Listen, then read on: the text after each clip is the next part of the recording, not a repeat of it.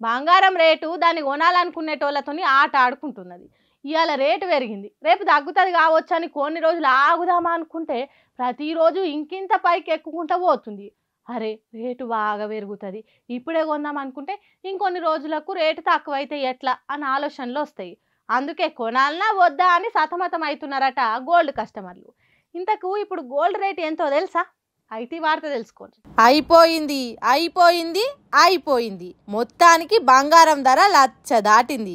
ఎన్నడు లేనట్టు ఒక్కపారే 3,000 పెరిగి 1,00,000 అయి కూసుంది బంగారం. దానికి సోపతి వెండి కూడా పెరిగి కిలో 1,00,000 మీద ఓ 1,000 రూపాయలు ఎక్కువనే ఉంది. ఇట్లా బంగారం వెండి ధరలు దండిగానే మొండి పట్టు పట్టినట్టు పెరుగుతున్నాయి. ఇక మనసొంటి గరీబోల ఇండ్లలో ఆడి ఓరగాల లగ్గాలు చేసుడే కష్టమైతట్టుంది పోన్రి. ఈ ముచ్చట తెలిసి పెళ్లిళ్ళు పేరంటాలు పెట్టుకున్నోళ్ళు గుండె వలుగుతుర్రు. ఇక దగ్గర దావతో లగ్గం అయితే పెట్టుబోతలు పెట్టక తప్పదాయే. ఇప్పుడు బంగారం ఇట్లా పెరిగేసరికి గ్రాము పెడదామన్నా 10,000 కావాల్సింది. దీంతో మధ్య తరగతులు బంగారం దిక్కు చూస్తేందుకే గజ్జును అనుకుతుర్రు. ఇక ఎండి కథ అంటారా, వ్యవసాయానికి కుదబెట్టిందే ఇడిపించుక రాకపోతే ఇంకా కొత్తదేం కొనేటట్టున్నామని గోసపడుతుర్రు. 70,000 80,000 అంటే కిందన మీదన పడి కొంటారు గాని ఇప్పుడు 1,00,000 అంటేనే బంగారం మీద ఇష్టం ఉన్నా గాని కష్టం మీద ఆ ఇష్టాన్ని చంపుకుంటూ రమ్మలక్కలంతా. వచ్చే ఆదాయం ఎట్లనో పెరుగుతలేదు. ఖర్చులు తగ్గించుకుందామంటే ఇండ్లకు సోపతి బంగారం ధర కూడా మొగుల మీదకి చేరేసరికి కొన్నొద్దులు బంగారం మూసే ఎత్తొద్దని పెండ్లాలకు సర్ది చెప్పుకుంటురు మొగోళ్ళంతా. ఇక ధర అయితే తగ్గేటట్టు కొడతలేదు. ఉన్నదాన్నే పైలంగా పెట్టుకొని చూసుకుంటాం ఉరువురి. ఇక అది అగ్వైనప్పుడు మాట్లాడుకుందాం తీయుండ్రి. ఇప్పుడు అంతా హెలికాప్టర్ రాజకీయాలే నడుస్తున్నాయి.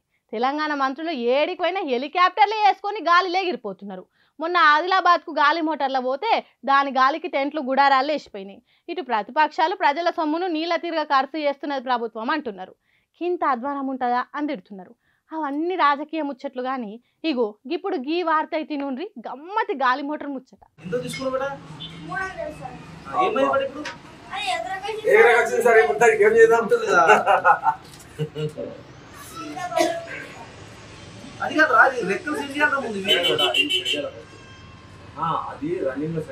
ఈ గాలి మోటార్ పాడైపోను అసలే ఎగురతలేదు. దీని అమ్మినోన్ మీద FIR బుక్ చేయండి సార్ అని పోలీస్ స్టేషన్ చేరిండి ఒక బుడ్డోడు. మరి లేకుంటే ఏంది, గాలి మోటార్ కొన్నా అని దోస్తుగాల కాడికి పోయి గ్రేట్ గా చెప్పి రిమోట్ ఒత్తి ఎగిరేస్తే అస్సలు ఎగురతలేదు. అలా ముంగట నా ఇజ్జత్ అంత ఏం కావాలి? అందుకే దీన్ని అమ్మినోన్ మీద కేసు బుక్ చేయండి సారు, డీటెయిల్స్ నేను చెప్తా రాసుకోండి సార్లు అని అంటున్నాడు ఈ బుడ్డోడు. అసలు ఏం జరిగింది అనేది మనమే అడిగి తెలుసుకుందాం. అరే చిన్న ఏమైందిరా హెలికాప్టర్ పట్టుకొని పోలీస్ స్టేషన్ వచ్చినావు?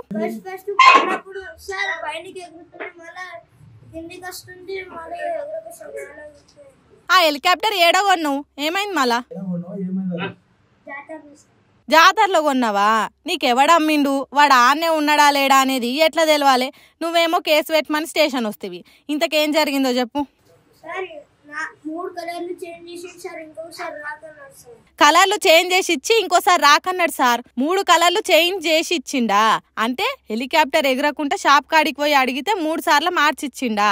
ఇదే ఆఖరిసారి, ఇంకోసారి దుఃఖం కాడికి రాకు అంటే పోలీస్ స్టేషన్ వచ్చినవా? అబ్బా గట్టి పిండమేరా నువ్వు. ఎన్నిసార్లు పోయినా మంచిగా ఎగిరే హెలికాప్టర్ ఇస్తాడు, చిన్న పిల్లగాడని అదరగొడుతున్నాడు. ఉండు నీ సంగతి చెప్తా అన్నట్టు ఏకంగా బొమ్మ హెలికాప్టర్ పట్టుకొని పోలీస్ స్టేషన్ వచ్చిండు. వచ్చినోడు ఊకోకుండా ఓ పోలీస్ కానిస్టేబుల్ ను తీసుకొని జాతరలకు పోయిండట. కానీ ఆ హెలికాప్టర్ అమ్మినోడాడలేడట. చేసేదేం లేక పోలీసులు పిల్లగాన్ని సముదాయించి ఇంటికి పంపిండ్రట. ఆయన స్టేషన్ ముందట నిలబడి వాళ్ళ ఇంటికి ఫోన్ చేసి ఆ షాప్ ఓనర్ నన్ను మోసం చేసిండు, అందుకే కేసు పెట్టడానికి స్టేషన్ వచ్చినా అని చెప్తున్నాడు. సంగారెడ్డి జిల్లా కంక్టి మండలంలో ఉన్న అమ్మమ్మ ఇంటికి వచ్చిన ఈ బుడ్డోడు చేసిన పనికి పోలీసులు పరిశాన్ అవుతున్నారట. చూడుండ్రి ఈ కాలం పిల్లలు ఎట్లున్నారు, అంత కలికాలం మహిమ అని నవ్వుకుంటున్నారట అక్కడి పబ్లిక్. ఈ పిల్లగాడు పెద్దగా పెరిగితే ఏ రాజకీయ లీడరో లేకుంటే లాయరో అయ్యి మస్తు డెవలప్ అవుతాడు కావచ్చు. ఏమంటారు? గమ్మత్తుందిలే బుడ్డోన్ కథ.